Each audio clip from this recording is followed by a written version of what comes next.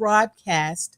Thank you so much, everyone, for joining us today for our live broadcast on Facebook and YouTube in regards to voting rights. We don't have to tell everybody about how important voting is in general, but for right now in 2022, for our upcoming midterms election, it is very, very important, but not just for 2022, but for 2024 and beyond. So I would like to take this opportunity to, first of all, thank the Denton Black Film Festival for giving us the opportunity to express our views, our experiences, and most importantly, our action plan to help inform and encourage and to make sure that all eligible voters have the information they need so that they can literally get out and vote this coming November and beyond. So for right now, let's have the rest of the panelists to join us.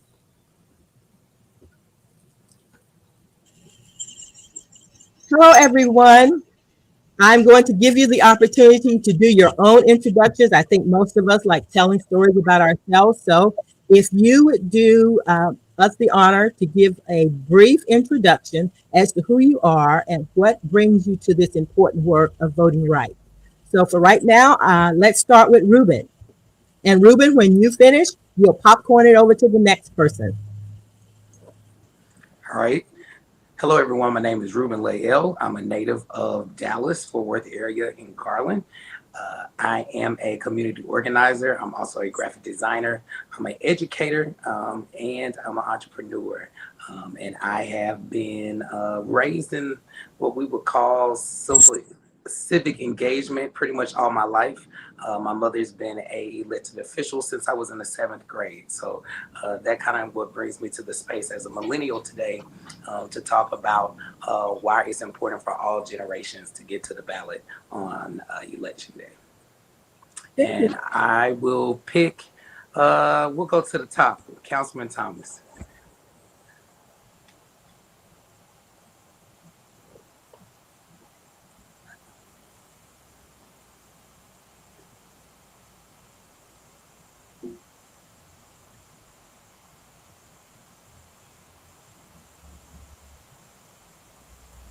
Let's let Councilman Thomas get his sound correct. Councilman Thomas, can you hear us? We can't hear you right now.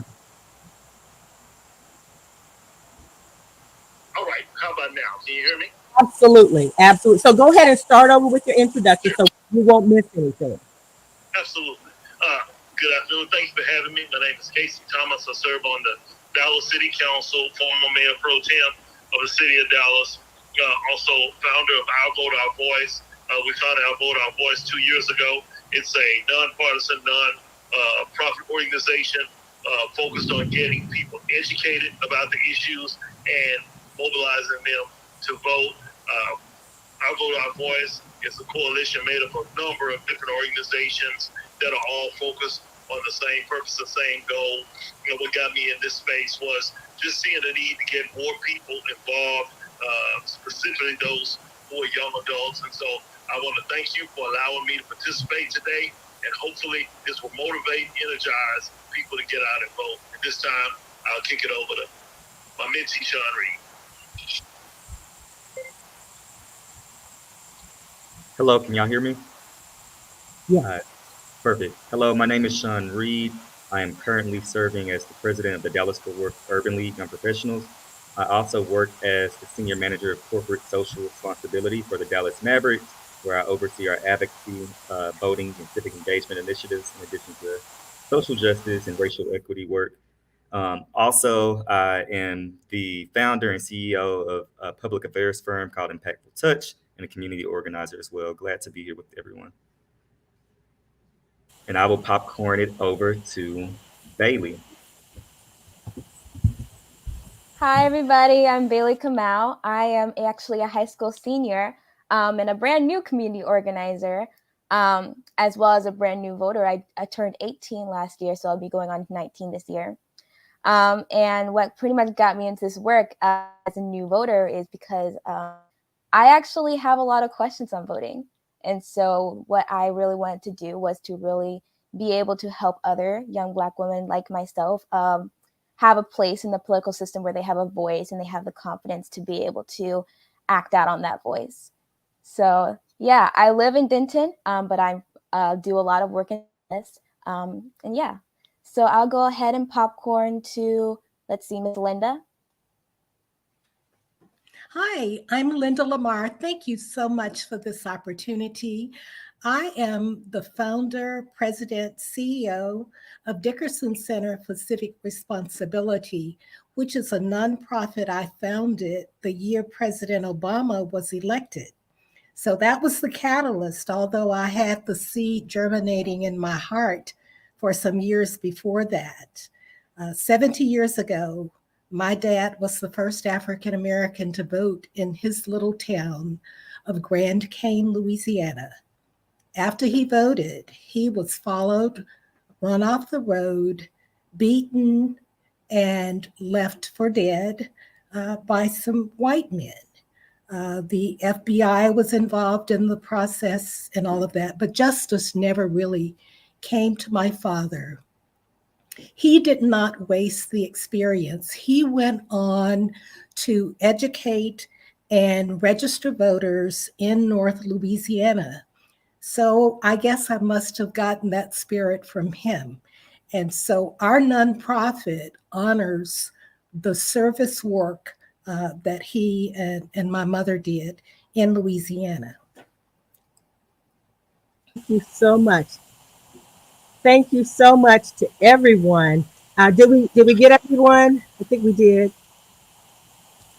And I don't know about you, but one word that has come up several times in just the brief biographies that you all have given is educate or educator. And I just want to think about that, have you all think about that, the role that education plays in this important work, and what type of challenges you all might have faced when it comes to educating, in particular your peer group. And as I look on my screen, it's amazing because I see a triangle of the millennials, Reuben at the top and the base of Sean and Bailey. So if you don't mind, I'd like for the millennials to go first and talk about some of the challenges that you all have faced as you all do this important work of educating and encouraging your peer group. And Bailey, let's start with you. Thank you. I don't know if I qualify as a millennial, but I'm close there. I'm very close. I think one thing that I face as challenges a lot of young people is just the level of research that you have to do with when it comes to voting. And so my experience has been coming into like the voting system, kind of jumping off a ship and not knowing how to swim, because you're entering into this political world that is so intense and so complex, and there's so many different conversations going on, and I am not who is confident about politics. So that's one challenge that a lot of young people face coming into the voting. But another part is just like, we do not really have like the status or really have like the influence older folk have when it comes to like politics. So oftentimes our voices don't get heard. And so like that is one big challenge just when it comes to voting for young people. As a community organizer, that also being able to create those spaces is very challenging too. Young people to really be able to have that voice is very challenging because, of that fear when it comes to talking about politics. So being able to kind of break that fear and be able to break that ice is one thing that I've been working on.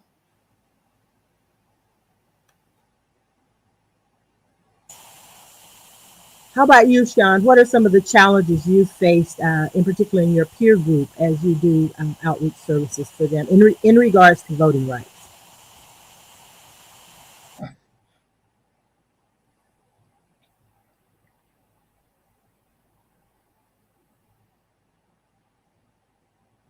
Gotcha. All right, perfect. I was going to say, or similar to Bailey, what she mentioned for millennials who are in their 20s or their early 30s, I think a lot of millennials who have not started their families yet or bought homes and houses seem not to see the value of politics on the local level and the state level because they aren't paying attention to taxes and just different things that are influencing the way that they live life every day. And then plus, different from our elder family members and community members, we didn't grow up with learning about this within our school system and the education system. This is normally something that you gain, once you start your family, or maybe you got into it when you went into college, if that was a passion point of yours. But for so many people who didn't get that information, it's like starting at ground zero and trying to influence and educate them on why it is important. So I think that that's a huge barrier for to address this in schools and for us to kind of have a level of entry for our peer group.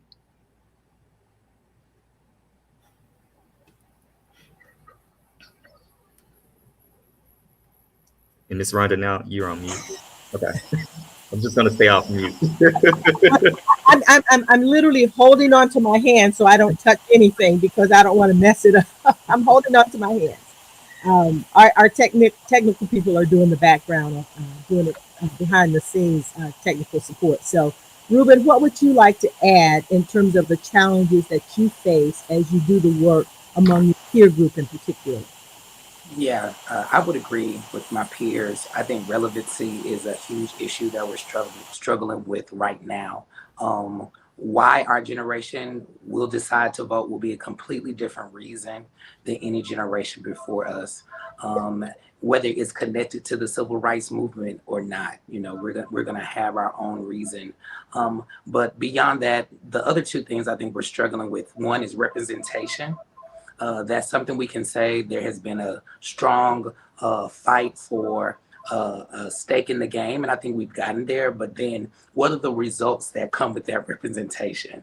And so my generation right now, as we transition into the voting block, hopefully, right, we're looking for the results, not just from what's going on right now, but from the fight of the generations before us. I think, we, having grown up in an integrated society, are looking for the signs of the fruits and labor of that struggle through representation, and just through policy. So I think when we can see those things, the results, and some shift in some policy towards just profiling and systems that exist that oppress our communities, and police brutality and the jurisdiction of that process and issue, we really want to see some results on the table. And I think if we could connect those issues and move those to the front, we may see a shift in our reason and impact for voter turnout. Wonderful. I would like to just say that the issues that you all have mentioned, they all start at the ballot box in terms of the awareness, the education, even the solution. Who is going to represent you and have your best interest in mind? Sean mentioned taxes and how oftentimes young people who perhaps are not homeowners don't think about taxes. But guess what? The people that you elect, they choose on taxes. Reuben mentioned, other issues, police brutality. Guess what? The police chief in a lot of places are elected. And if not elected, they may be selected by the mayor or the city manager. So voting rights come into play in all aspects of our lives. Bailey was talking about, maybe not having quite the education, the information that's available to you in order to make an informed, a wise decision. And as a young person who will be voting for the very first time, I think about, wow, would it not be appropriate to have some type of voting rights class within our educational system? Not a partisan, but literally information, not trying to steer a young person in one direction or another, but maybe bring back those things from years ago, the little cartoons that were out that talked about how is a bill made, how is it passed. And quite frankly, as I have been in this work for the last number of years, I came to realize that our students are not being taught civic education for the most part. civic education has given away to the sexier topics, let's say, technical things, the STEM courses and everything. But guess what? If you don't have people in office that have your best interest in mind and your children and your neighborhood, the environment, if those people don't care about that, then it's almost like beating your head up against a brick wall. So I'm going to go back to Linda and Casey. I haven't forgotten about you, but I want you to talk about the challenges that you face in your peer group when it comes to voting rights. So I want to go back to Florida. When I worked in Florida, service learning was part of the curriculum, where at almost all grade levels, students, in addition to their academics, did some kind of application project outside of the classroom. I loved service learning. So when we returned to Dallas, and then after I founded the nonprofit, I wanted that to be my model service learning. And I wanted one of my focuses to be voting because of the passion I have that I mentioned earlier. Okay, so one of the strongest barriers is getting into the schools, because as you were saying earlier, Rhonda, okay, civics education is really not taught. And so when you approach the administration and then you try and navigate through which club can actually sponsor the event, it takes a lot of time to get the commitment of whoever the leader is in the school, fit your activity into all of the things, the football games and pep rallies and proms and all of that. So, while we've had relatively good success getting into schools and did fairly well up until COVID, we actually did a voter registration on March 3rd of 2020. And then we essentially were shut down from going into schools, for that 2-year period. So then we had to just kind of be creative in how we did our outreach to students.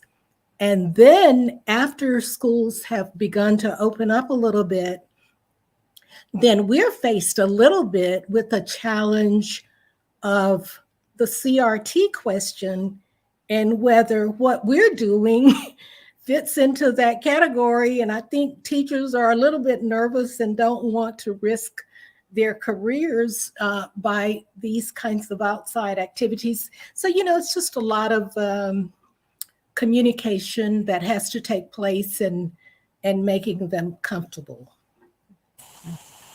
Thank you. And Casey, I know as a council person, I know that as a council person, you have your council activities, but you also have your community activities. So what challenges have you faced in regards to your peer group, your outreach when it comes to voting rights?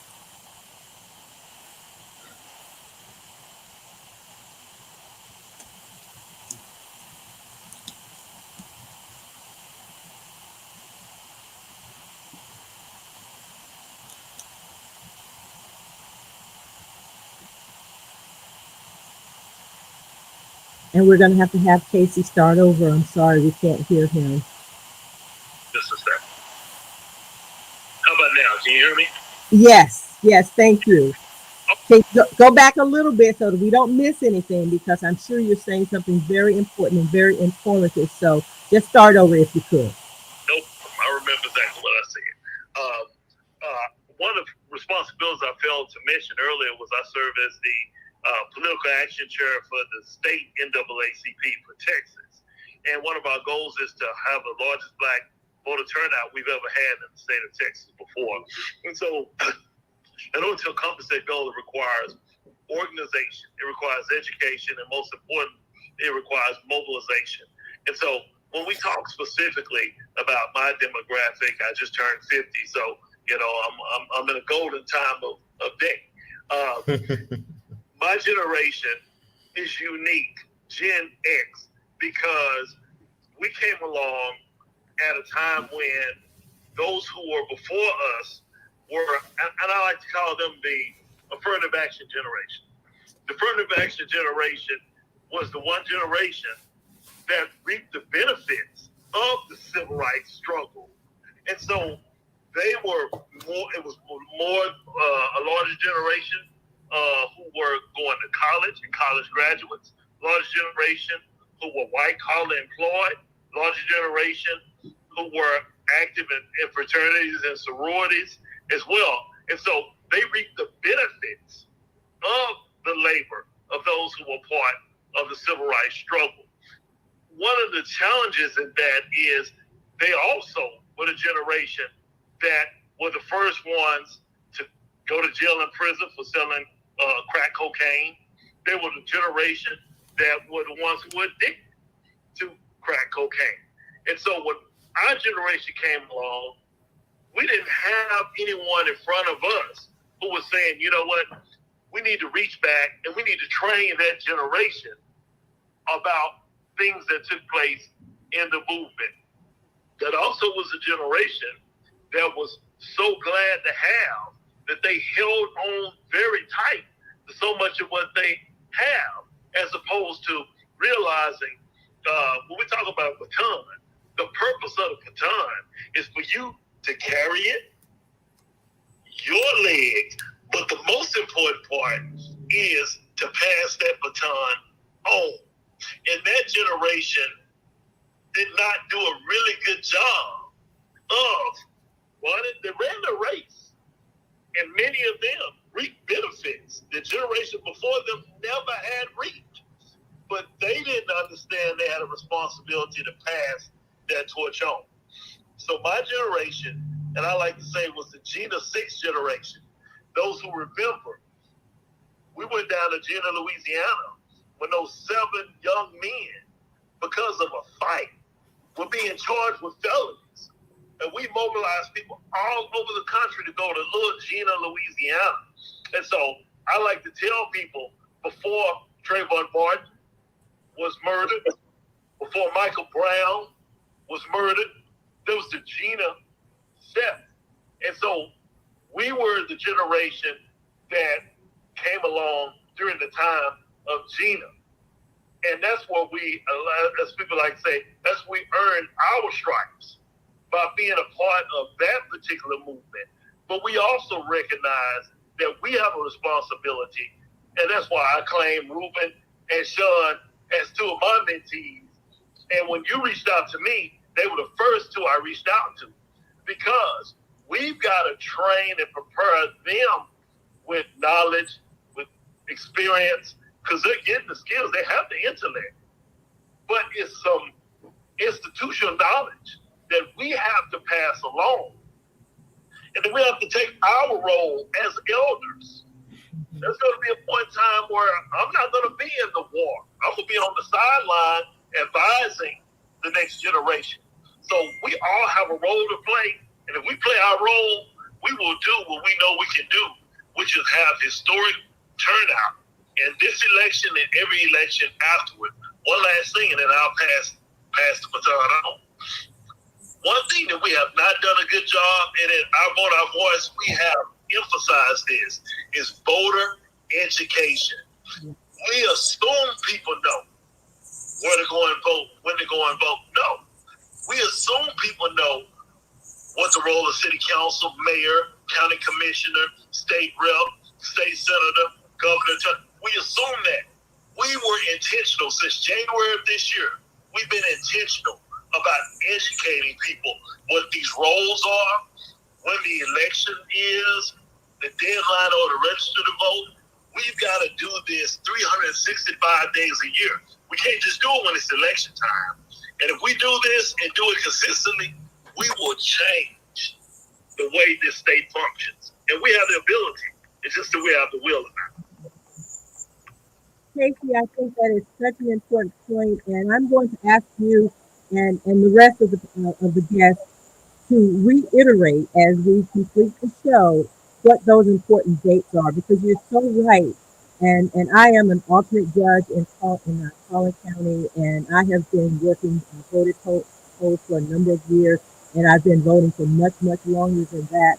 And one thing that was really astounding to me, especially in the aftermath of the 2016 election, how many people first of all, didn't vote and didn't have any details on how to vote. They thought it was, the next week, the next month, the next year, and I was just shocked because perhaps the work that I was doing, I was inundated in it, but it was a real life lesson for me to say not everyone is operating on that thread of voting and voting rights and voting information. So before the show ends today, I want to make sure that everyone is clear who is either tuning in or will tune in to know when the important dates are for Texas and to encourage those that are listening and watching outside of Texas is to find out from those dates. Because yes, they keep moving the dates around, whether it's a month before the election is early, you have to get your application in.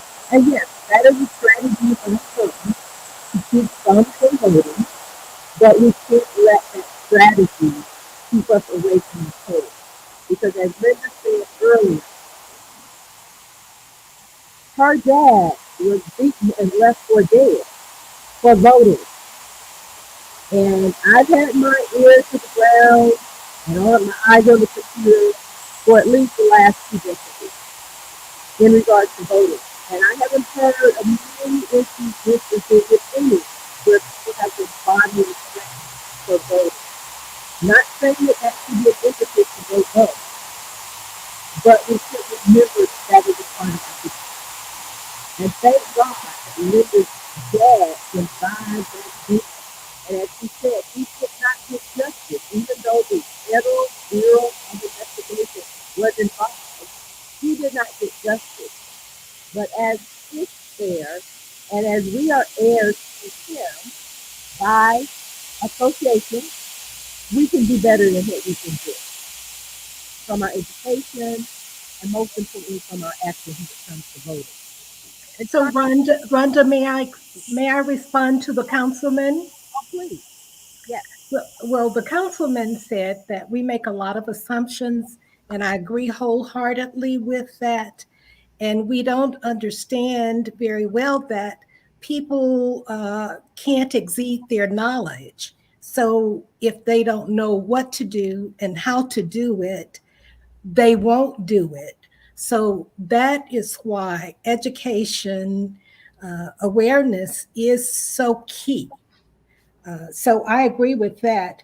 And the other point, I don't think that people really understand how much of our lives is really tied to politics, from housing to food, healthcare, education. If we just think about the news, all of the conversation about student loans and whether they can be forgiven and who gets tax benefit, tax breaks, and who gets to live where, those are the kinds of issues that impact all of us as human beings.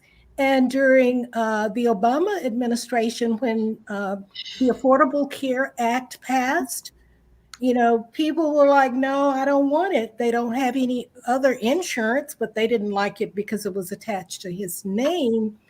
But people have to understand that some people don't want them to have health insurance, which is critical to life in many instances. So it's a very personal matter, and it just pays for people to listen and, just kind of sometimes accept on faith, what others are telling them. And in addition to my dad, I talk to students about the late Honorable John Lewis, who fought for voting rights, got the legislation passed, and then the Supreme Court in 2013 gutted some of the essential parts of that. So that's where our political people are our voices in Washington, D.C. So we have to be careful and select people who best represent our interests there.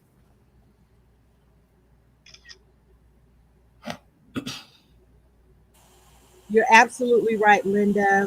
Thank you for bringing that in, especially when I'll invite everyone to just go back and look what happened in 2013 when the Supreme Court gutted the Voting Rights Bill of 1965. Just go back and put a pin in that and think about what has happened since 2013 and what is happening right now in state after state after state when it comes to voting rights. But I wanted to bring Bailey in, and I wanted to have you talk about some of the outreach that you have done for your peers and beyond to help educate and encourage um, people that you're in contact with. So could you briefly tell us about some of the outreach that you've done?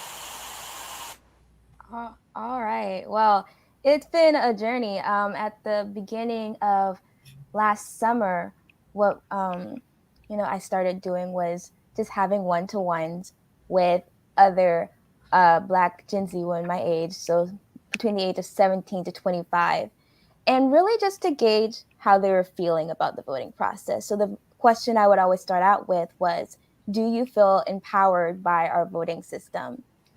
And, we'd receive like a variety of different responses, but I think one overall thing, that a lot of people were feeling was that they were not really being heard in a lot of spaces that they would enter into. When it came to their voting, they weren't sure about how much it really mattered in the grand scheme of things. And I think that's an important point because I think in the grand scheme of things, voting is a tool, but, it's not just the end all be all. And so, as I think in our education system, we do need to like emphasize that, voting is an important tool, but we also have to do more. We also have to make sure that the candidates that we elect and the candidates that we put in are the candidates who are listening to us. So we have to organize and strategize to do that. And so following those one-to-ones, we'd have group meetings and just, strategic organizing meetings just to like talk about further, what do we want and what do we need in our communities? What do we need to really make the voting system better, that it listens to us? And also in those organizing meetings, what we also created was a list of survey questions to reach out to other young Black women. So we would come up with these like survey questions, questions that really mattered to us. Like we continue off of, do you feel empowered, but also do you feel informed? Do you have conversations about it? Are those conversations happening in your school? Are they happening in your home? Where do you do your research from? Because, that's important. I think for me, it was hard to find good resources that would help me understand. And, talking to a lot of, college students, talking to a lot of high school students, not a lot of people have time to comb through like a bunch of articles trying to figure out what candidate believes what, as opposed to another candidate. So like those were all like different things that we had conversations about. And so the journey from one-to-ones to those organizing meetings and now to this point of just getting out those survey questions to other young Black women to understand how they feel has been one of just really listening. And I think that's like the biggest thing, because as a community organizer, our main goal is to uplift the voices of those who are not heard. And for Black women and for young people, that can happen a lot, where we're not heard and our voices are not really taken into account of. So yeah, it's been a journey and it's been very enlightening for me to really kind of understand how I feel and also understand how my peers feel. So should I popcorn to someone else or?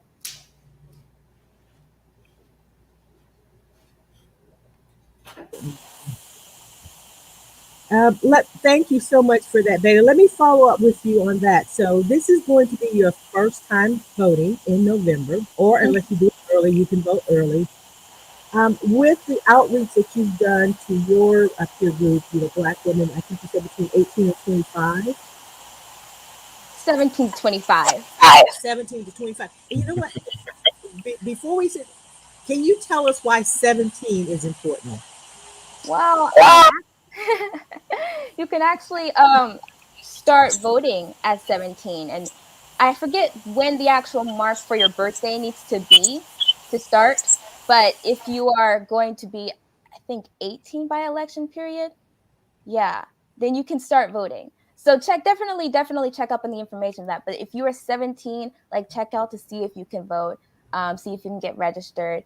And yeah, that's one reason why I was out reaching out to 17-year-olds. But also, like if you're on the cusp of voting, like you should definitely be more informed because you don't want to be thrown off the brink and not know where you're going.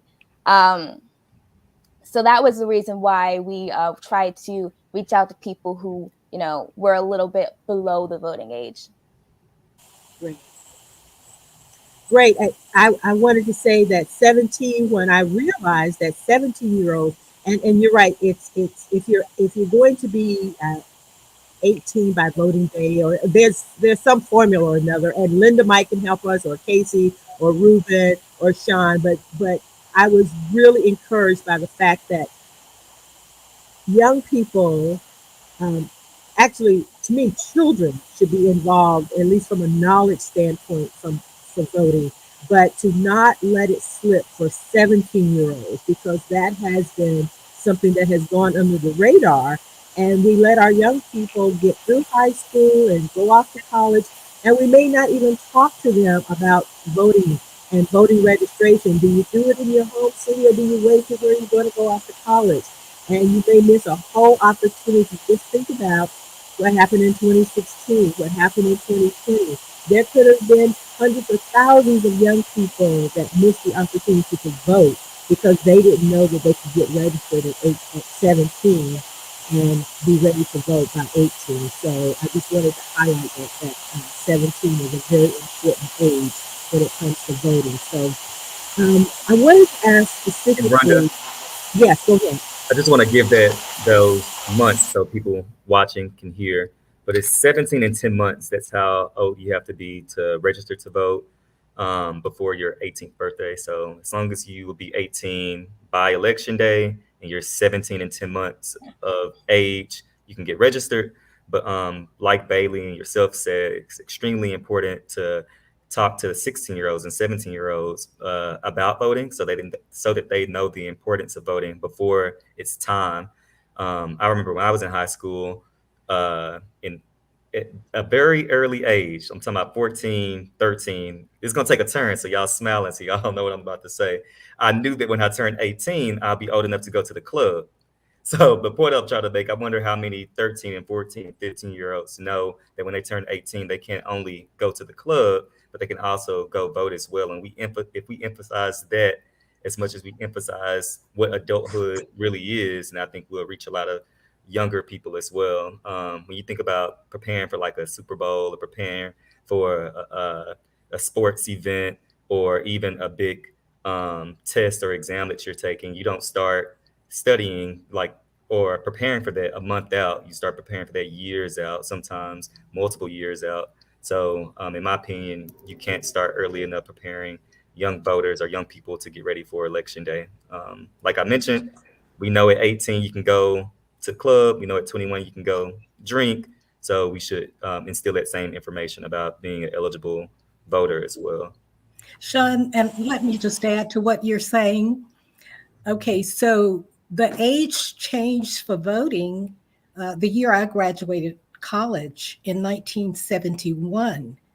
And the change came because the young people who were being drafted for the Vietnam War, they protested. They said, old enough to fight, old enough to vote. And so that is when the age changed, Bailey, to 18, not so long ago. I want to hop in too. That's powerful. I think one of the questions we got today was, what's the solution? And I love being on panels like this because even though people ask you to talk, you really get the opportunity to listen. And one thing I would connect to what Miss Linda has said about the challenge of being able to get into high schools. Recently, we were on a discussion with Black men and how can we increase Black male voter turnout. And the response that we asked the 16-year-old at a Dallas ISD school was, do you see yourself voting? And he said, maybe. And we said, well, why don't you? And his response was that I don't see anyone voting. So I'm trying to keep my response to a minute. I got 15 seconds. My solution is parents, aunties, uncles. If we can't get into the schools, because as an educator, yeah, the calendar is stacked. It's packed. It's week 7. We really just getting our feet wet. We trying to make sure these grades come out in week 9, right? Parents, auntie, uncle, take your 16-year-old, your 17-year-old to go vote with you. The reason why I vote today is primarily because it was modeled for me by my parents. I was a little kid. I was in elementary school. That's where I go vote now. It's the same location. And I remember I take it in how small I was and how proud I felt to hold my dad's hand as he walked to exercise his right to vote. I'm out.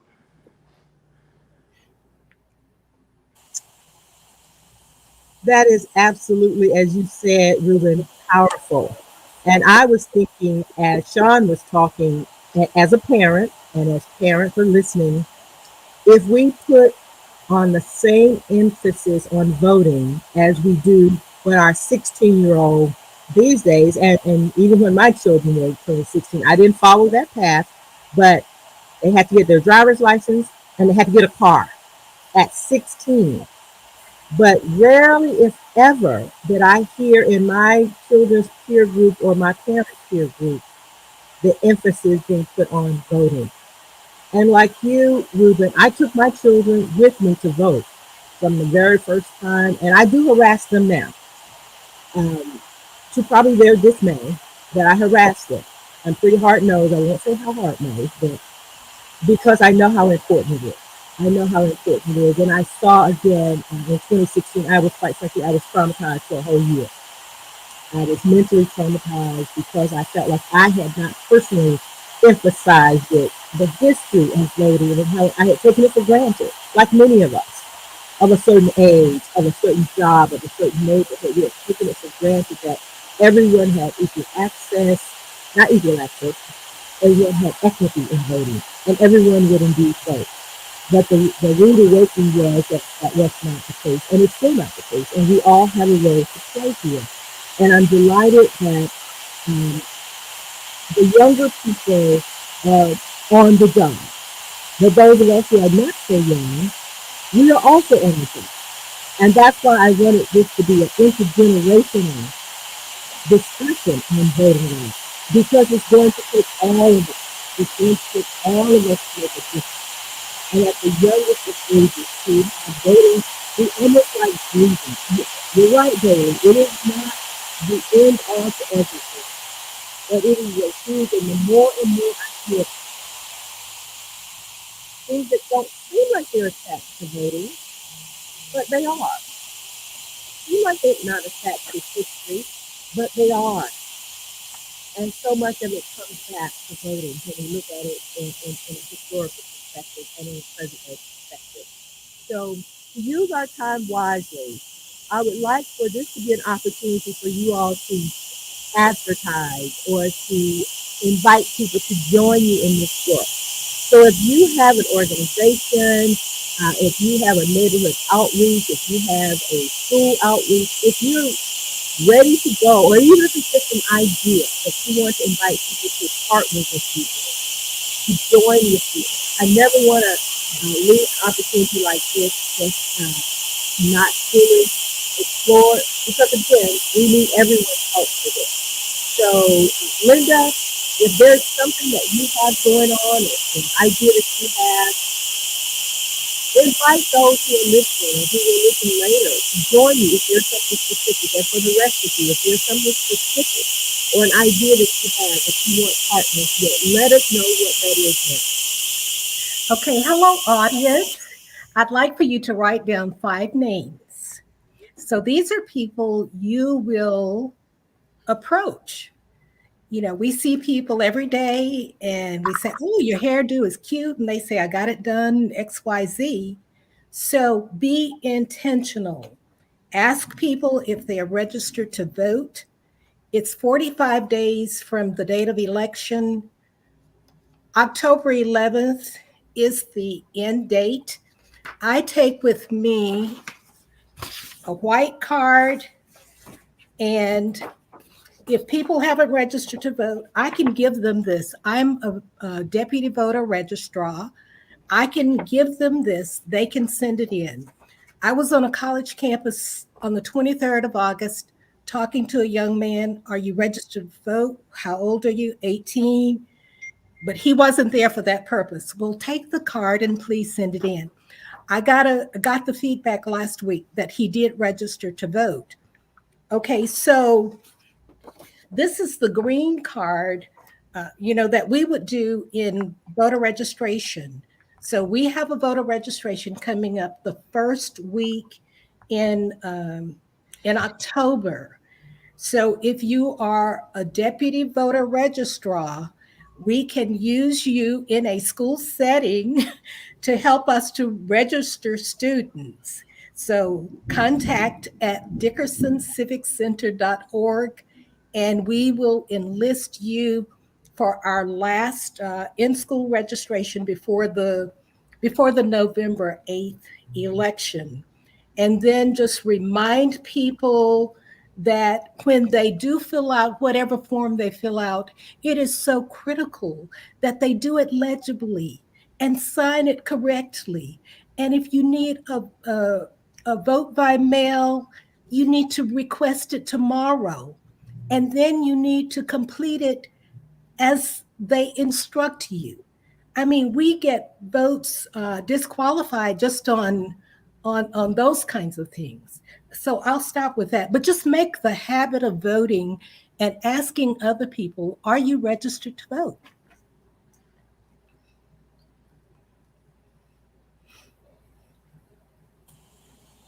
That is wonderful information, Linda. And I love what you said. Be intentional. If we can comment on hair and nails and shoes, geez, that's important and it's cute. But your health care, your taxes, your schools, the environment, freedom of choice, freedom of religion, that might be a lot more important than those esoteric things that we see on the outside. So does anyone else have a specific ask for our listeners here? I see you're laughing, Reuben. You probably got something written on your arm, right? Go ahead. Let us know. Okay, cool. Everyone, make sure you write down October 30th. That is Souls to the Polls. We are asking all Black women, Black men, Black churches, Black Greeks, Black grandmamas, Black uncles, everybody, this is us trying to put a new twist and re-energize one of the civil rights movement strategies. We just need to go vote. This is the only Sunday in early voting, and typically our communities are known for voting on the weekend because when voting sites are open, that's during the time we're working. So let's continue to take advantage of the strategy because there is an attack on polling sites. Polling sites are decreasing around Dallas County because our voter turnout is low. So to eliminate that process from affecting our community, specifically wherever they may be, because of course we're scattered across Dallas now. We want to make sure that everybody gets to the poll on Sunday, October 30th. You'll probably see us in the streets as we'll be doing our mobilization activation called Pack the Polls. And as much as this is mobilization, this is also voter education because most times people don't even know there's an election going on.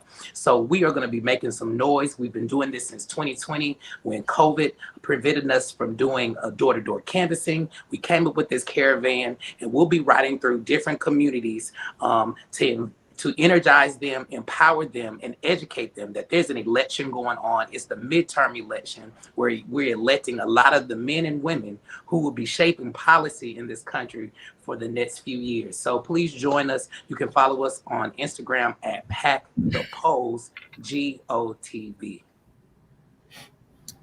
All right, I'll hop in then next. That's good information, Reuben. I'm glad you gave it. Before I get started on what's happening, I do want to restate that the last day to register to vote is October 11th. And then early voting starts October 24th. If you are able, please early vote early. Early voting ends on November 4th. And then the only weekend to early vote is October 29th and October 30th.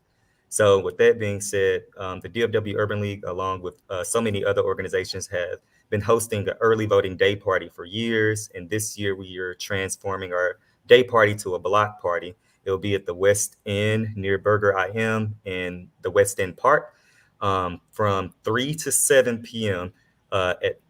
In the West End. And what we do is we'll have music, we'll have live performers.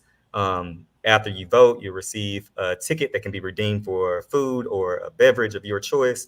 But every hour, we're marching to the polls to George Allen Courthouse, which is less than 2 or 3 blocks away from the West End, to go exercise our right to vote. Also, on October 11th, or is that the second Tuesday of the month? Let me make sure I'm getting this date right. I'm sorry. Yes, October 11th. It is the last day to register to vote, but it's also the Urban League's general body meeting. And we will have our YP on the road, which is our candidate forum. This will be judicial candidates and candidates running for DA. And basically how we do our candidate forums, we do them speed dating style, where the candidates go from table to table and spend time with voters for about 10 to 12 minutes. And then the most contested race, which would be the Dallas DA, will have a short time to answer questions from the audience.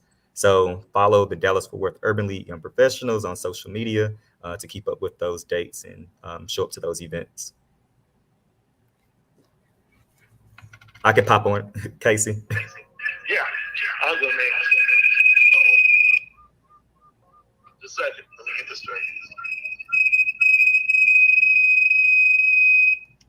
All right, is it better? Can you hear me? All right, sorry about that.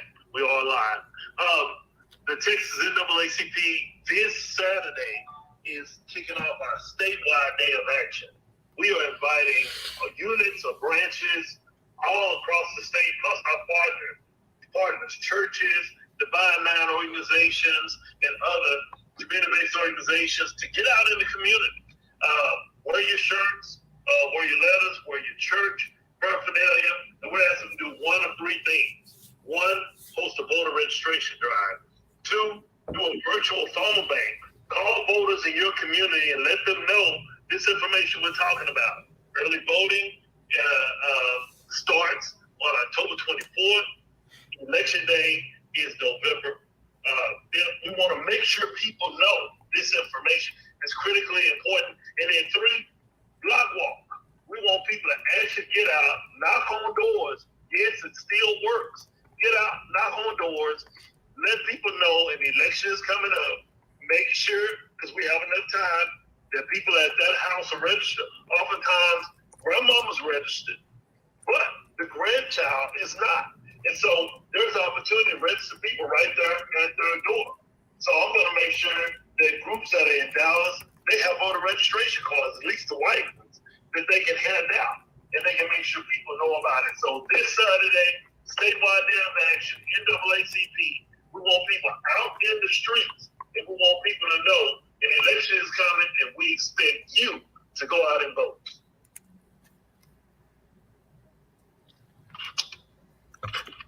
Passion. I love the passion that you all are exhibiting for this very important topic. And it's not just you heard about it, that you all are actively pursuing these, that you all are involved with the community, you all are coming up with solutions. Because one of the things about looking back on history and then living in the present and looking at the future is that it's really easy to talk about the problems. I mean, there are many, many books, many shows that's all they talk about, problem. And we know that. We know about the problems. But my issue is, what are the solutions? And specifically, what can we do within our own families? You mentioned, Casey, about grandma might be registered, but the grandchildren are. What is the disconnect with that? Bailey talked earlier about how, well, people are not discussing within their family. I'm sure the reasons are many. Sometimes it might be that people were harassed. If they're older, they might have been harassed either themselves or their parents might have been harassed. It could be because, as Bailey also said, people don't think it makes a lot of difference. And as Reuben said, the young black man says, I don't really know if I'm doing it. Sean talks about, well, I might not be a homeowner, taxes aren't really my thing right now, so how does this really affect me? So Rhonda, I think Bailey is trying to get her ask in. Yes, okay. Well, I didn't mean to interrupt you, Miss Rhonda, but if you are, Yes, go right ahead. well, if you are a young black woman from age 17 to 25 and you're watching this, I would love to, send that survey out to you and be able to connect with you more. I believe that your voice is important, needs to be heard. So this is a survey from Black women to Black women, just to be able to get our perspectives on voting. And you can access that voting. I can share my Instagram. It's Bailey, BAILEY.I.U.KAMAU. Or you can find me on Facebook at Bailey Kamau. And you can just find that in the bio. But yeah, if you also are a person who has groups of Black women, like a sorority, or you may have Black women in your congregation, I'd love to get in contact with you as well. So definitely reach out. We'd love to hear your voice. Wonderful. Thank you, Linda. Thank you, Bailey, for speaking out. That's why I say intergenerational. Intergenerational is going to take all of us, to really be the change that we want to see in our community, in our homes, in our nation, and quite frankly, in our world. It's going to take all of us out in the community, making a difference, one door knock at a time, one virtual voter registration at a time, one virtual phone bank. It's all of us. So I'm not really sure because I had to change devices here. I wanted to be able to check to see if there were any questions or comments from the audience. And quite frankly, I don't want to touch anything myself to try to figure that out. So I'm not sure how our tech people can either check that for me and let me know. And I see. I can answer this one. Yes. If you can see that and if you can answer it, I'm giving you my full permission to do so. Thank you. So for the information that I provided, you can go to dfwuoyp.org and go to our events, and you'll be able to see the events coming up. That's for the early voting day party and the candidate forum. Also, we have a voters hub that we developed a few years ago in 2018, where we have come up with every question a voter may have, and we've broken it up into different counties. So you just go to the website, click on your county, and the list of questions like how do I register, who's on my ballot, where's the sample ballot, where to go vote. Keep in mind that the elections department has not updated the list of polling locations yet, so that's not updated, but it will be whenever they get it updated.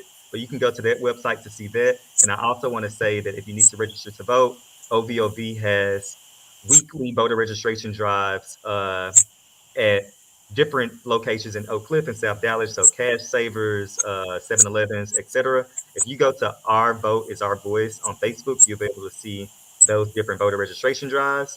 And I'm wearing my Maverick shirt, so if you happen to be at a Mavs game, we do voter registration at every Mavs game on our concourse. So go to a Mavs game and get registered to vote, and we also have a lot of swag and stuff to give out as well. Yeah, and I'll repeat, if you want to join us as we ride through the community and energize them and empower them to move to their nearest polling site, you can follow us on Instagram at PACK, P-A-C-K, the polls, GOTV. Great. Okay. We probably don't have time for this question, so I'm going to ask the question, and I want you all to think about it, even if we might not be able to get it on live. I want to leave it with the guests, but I also want to leave it with the audience. Given your work and your passion, ensuring equity in voting for all qualified voters, what gives you hope? especially with your peer group and others who you have in your circle. Again, what gives you hope? And with that in mind, unless I hear differently, I want to again thank you all so much for coming. Thank you for lending your voice.